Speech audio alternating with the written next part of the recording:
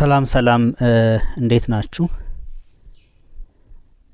እንዴት ሰነበታችሁ ነው መሰለኝ የሚባለው። ቆያይቻለሁኝ ከጎግል አይኦ በኋላ ብዙ ነገሮች ኤአይ ውስጥ ትርምስምሳቸው ወጥቷል።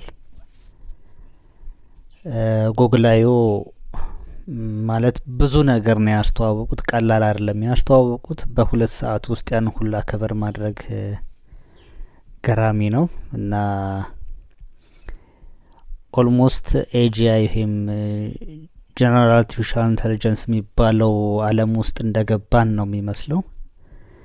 እነሱ ግን ያው ደሚስም እንዳለው ከ2030 በኋላ ነው ቢል የሲኦም ከዛ በታች ነው ቢልም ግን ኦልሞስት ካለው አንጻር ስንመለከተው ኦልሞስት አሁን ባለው ሰዎችን አውት ስማርት አድርጓል። ኤአይ አውት ስማርት ማድረጉ ብቻ ሳይሆን የሚሰራቸው ነገሮች በጣም አስደማሚ የሆኑ ነው ያሉት።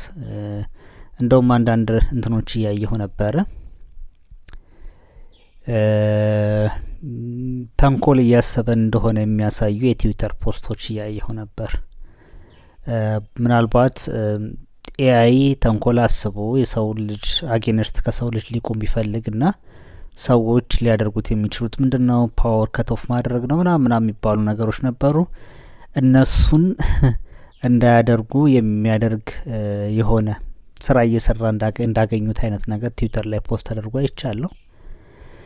ዛሬ ግን የመጣሁት ለጎግል አይኦም ለማውራት አይደለም፣ ስለሌላም አይደለም። ማኑስ ባለፈው ነግሬያቸዋለሁ። የቻይና ውስጥ ያለ ስታርታፕ ካምፓኒ ነው።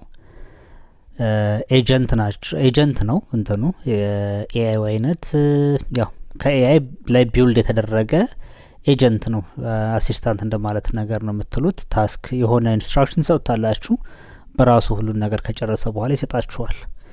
እና አርሊ አዳፕተር ስለነበርኩኝ 100,000 ክሬዲት ሰጥተው ነበር። ፕላስ ደግሞ ዳይሊ 300 ክሬዲት አለኝ። እነሱን ተጠቅሜ አንዳንድ ነገሮች ሞክሬ ነበረ።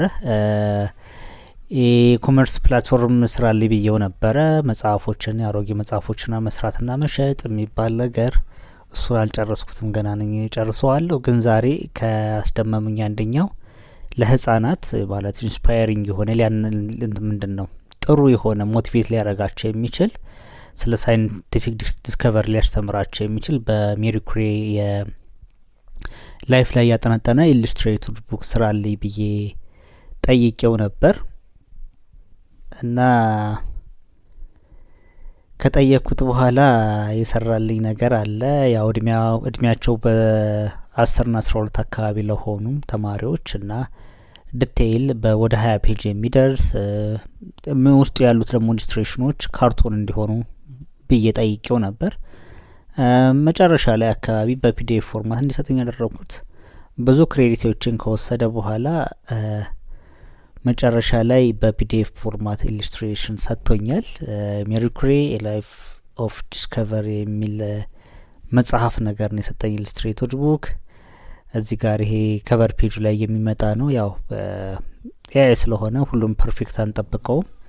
ይሄ ከቨር ፔጁ ላይ ያለ ነው። የሜሪ ኩሪ ዲስከቨሪዋን ይዛ ራዲዮ አክቲቭ ማቴሪያሏን በቴስት ቲዩብ ውስጥ ይዛ ነው የሚያሳየው። ከዛ ኢንትሮዳክሽን አለ፣ ስለ ራዲዮ አክቲቪቲ ያወራበት ቦታ አለ፣ ስለ ሜሪ ኩሪ የሚያወራበት ቦታ አለ። ከዛ እሷ የህፃንነቷ በፖላንድ በነበረችበት ጊዜ የነበረውን ያወራበት አለ፣ ማንበብ ተወድ እንደነበረ አይነት ነገር። ከዛ አስቸጋሪ ጊዜ ሩሲያ ፖላንድ ውስጥ ማለት በፖላንድ መማርም እንትን ማለትም አይቻልም፣ ያው ሪፕሬሽን ስለነበረ ከሱ ጋር በተያያዘ የነበረውን ቻሌንጅ የሚያወራበት አለ። ሜሪ ኩሪ እዚህ ጋር የምታዩት ካራክተር ኮንሲስተንሲው ነው እየገረመኝ ያለው። እዚህ ጋር እንደምታዩት ሜሪ ኩሪ እዚህ ጋር ትታያለች ህጻን እያለች። ከዛ ፖላንድ ውስጥ ችግር በነበረበት ጊዜ መማር በማይችሉበት ጊዜ ካራክተሮቹ ነው ያቸው አንድ አይነት ነው። ከዛ ሰክሬት ስኩሊንግ ይሄ ፍላይንግ ስኩል የሚባል ነገር ነበረ። ያው በፖላንድ ቋንቋ መማር ስለማይችል ፖሊሽ ነው መሰል የሚባለው። በጣም ሀይል ጭቆና ነበረባቸው ከሩሲያ። እሱን እንትን ለማድረግ በድብቅ ትምህርት ነበረ ፍላይንግ ስኩል በሚማር እዚህ ጋር እንደምታዩት ሜሪ ኩሪ እያነበበች ነው። ኢሉስትሬሽን ቡኩ ለህጻናት ነው ግን እንትን የተሰራው። ከዛ ድሪም ነበራቸው ፓሪስ ሄዶ መማር ድሪም ነበረ ያለ ማድረግ ሜሪ ትምህርት አቁማ ወይ ስራ ነገር ጀመረች። ከዛ እህቷን ሜዲሲን እንድትማር ታላቅ እህቷን ፓሪስ ላከች የሰራች ለማስተማር። ከዛ ታላቅ እህቷ ተመረቃ ምናምን የሚል ታሪክ አለው። ከዛ ፓሪስ ተሳካ፣ ፓሪስ ሄደች። ፓሪስ ከሄደች በኋላ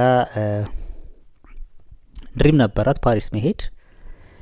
ከዛ ይሄኛው ድሪም ላይ ያለ ፎቶ ነው፣ ድሪም ነው እንደምታዩት ከላይ በኩል። ከዛ ፓሪስ ሄደች፣ ሰርቦን ዩኒቨርሲቲ ገባች፣ ድሪሟ ተሳካ ማለት ነው። ከዛ ተማሪ ሆነች፣ ማንበብ ቀጠለች። እዚህ ጋር እንደምታዩት ኢሉስትሬሽን ቡኩ። ከዛ በትምህርቷ ሪሰርች ላይ በነበረበችበት ጊዜ ሜሪ ኩሪ ፔሪ ኩሪን አገኘችው። ፔሪ ኩሪ በኋላ ተጋብተዋል። እሱም ሪሰርቸር ነው። ፔሪ ኩሪ ቀደም ያሉ ሪሰርች ስራዎችም ነበሩት። ፊዚክስ ኤንድ ማቴማቲክስ ምናምን እንደዛ አይነት ነገር ነው ሪሰርቸሩ የሚሰራው። ከዛ ተጋቡ፣ ልጆችም ወለዱ።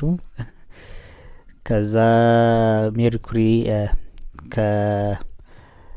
ከዩራኒየም መገኘት በኋላ ዩራኒየም ትንብላ እሱ ሚስትሬስ ሬ ነው የሚያወጣው። ከሱ የሚወጣው ጨረር ምንድን ነው? ከዛ በኋላ እሱን እየፈለገች ምናምን አለ። ከዛ ከሱ ጋር ተመሳሳይ የሆነን ስራ ስትሰራ እነ ፖልዲየም የሚባል ሌላ ማቴሪያል በፖላንድ ስም ያገኘች አዲስ ኢለመንት ነው፣ ራዲዮ አክቲቭ ኢለመንት። እሱን አገኘች። ከዛ በኋላ መጨረሻ ላይም ራዲየንም አግኝታለች። አዲስ ኢለመንት አገኙ፣ ደስ አላቸው ከፔሪ ኩሪ ጋር ከባሏ ጋር ሆና። ከዛ የመጀመሪያው ኖቤል ፕራይዝ አገኘች በ1903 ፔሪ ኩሪና ባሏ እና ለሶስት ነው ሼር ያደረጉት እሷና ባሏ። ከዛ ደግሞ ሄንሪ ቤኩል የሚባል ዩራኒየምን ያገኘው ሼር አደረጉ።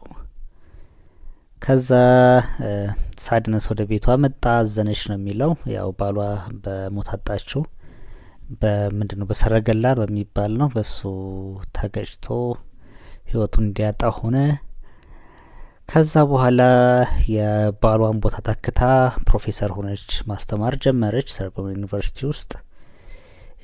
ፊዚክስ ጋር በተያያዘ ነው። ከዛ ሁለተኛውን ኖቤል ፕራይዟ የመጀመሪያው በፊዚክስ ነበር በ1903 ያገኘችው። ከዛ በ1911 ሁለተኛውን ኖቤል ፕራይዝ አገኘች።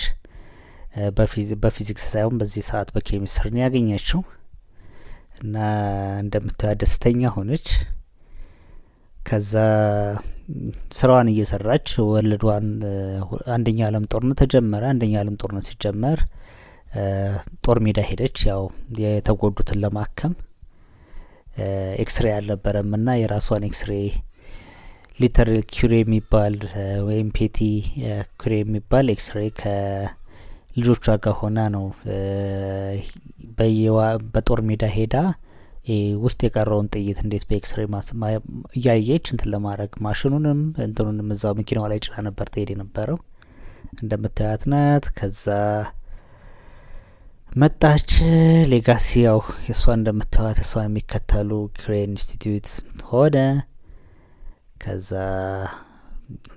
ብዙዎችን ኢንስፓየር አድርጋ መጨረሻ አካባቢ በ66 አመቷ ከንትን ጋር በተያያዘ አኒሚያ ጋር ከተያያዘ ይሄ ሎንግ ተርም ራዲዮ አክቲቭ ማቴሪያሉ እንትን እንደነበረው አታቅምና ጨረሩ ጉዳት እንደነበረው ከሱ ጋር በተያያዘ በ66 አመቷ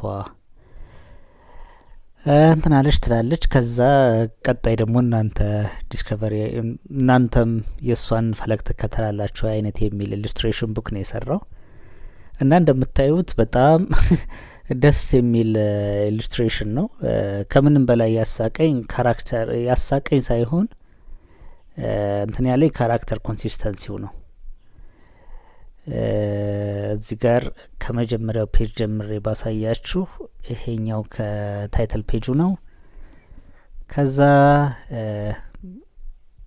እንደምታዩት ነው እዚህ ጋር ህፃን ሆና ከዛ ካራክተር ኮንሲስተንሲው ስታዩት አንድ አይነት ነው። በቃ እና ቀጣይ ኢሉስትሬተር አያስፈልገንም። ቀጥታ ኤአይ ጀነሬት አድርጎት እንትን የሚለው ነው የሚሆነው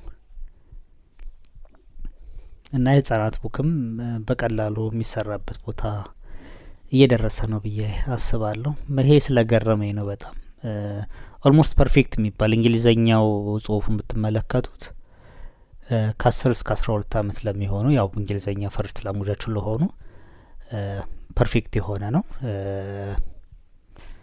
የአማርኛው ላይ ያው ግድፈት አለ።